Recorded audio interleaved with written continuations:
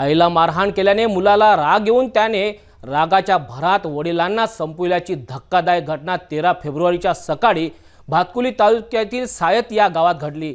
शेजारीच राहत असलेल्या मुलाला माहिती होताच त्याने घरातील खलबत्ता काढून थेट आपल्या वडिलांच्या डोक्यावर प्रहार केला। यामध्ये गंभीर जखमी झालेल्या वडिलांनी जागीच अखेरचा श्वास घेतला।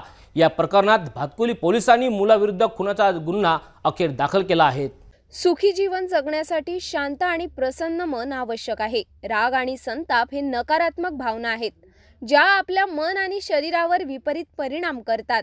राग आणि संताप आला की मनावर ताबा ठेवणे आजच्या काळात अति गरजेचे झाले आहे।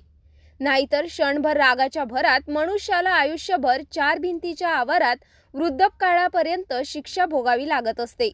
असाच संताप आला आणि स्वतःचेच पालन पोषण करणाऱ्या वडिलांना त्यांच्याच मुलाने कायमचे संपवल्याची धक्कादायक घटना 13 फेब्रुवारीच्या सकाळी भातकुली तालुक्यातील सायत या गावी घडली। अमरावती जिल्ह्यातील भातकुली तालुक्यात येत असलेल्या सायत या गावात सकाळी हत्येची घटना उघडकीस आली। 60 वर्षीय राजेश श्रीराम मिसाळ असे हत्या करण्यात आलेल्या इसमाचे नाव आहे, तर 29 वर्षीय अंकुश मिसाळ असे आरोपी मुलाचे नाव आहे। या घरगुती वादातून हत्या करण्यात आल्याची प्राथमिक माहिती मिळाली। या घटनेची माहिती मिळताच भातकुली पोलीस घटनास्थळी दाखल होऊन पंचनामा करण्यात आला। घटनास्थळी पोलीस उपायुक्त शिंदे सुद्धा ताफ्यासह घटनास्थळी दाखल झाले। सूत्रांकडून मिळालेल्या माहितीनुसार मृतक राजेश मिसाळ हे त्यांच्या पत्नीसोबत वाद घालून मारहाण करायचे।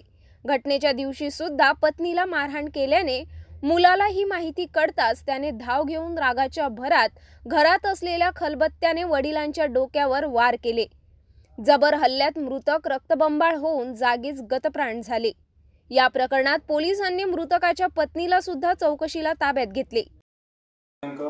13/2/23 रोजी अशी माहिती मिळाली की ग्राम सायत येथे राजेश श्रीराम मिसाळ नावाचा इसम घरामध्ये पडलेला आहे व त्याच्या डोक्यातून रक्त निघत आहे। अशावरून घटनास्थळी गेलो असता त्याची चौकशी केली व चौकशीवरून तपासावरून असे निष्पन्न झाले की त्यांचा मुलगा नामे अंकुश राजेश मिसाळ व 29 वर्ष याने त्याच्या आईला वडिलांनी काल मारल्यामुळे रागाच्या भरात आपल्या वडिलांच्या डोक्यावर कुठल्या तरी वस्तूने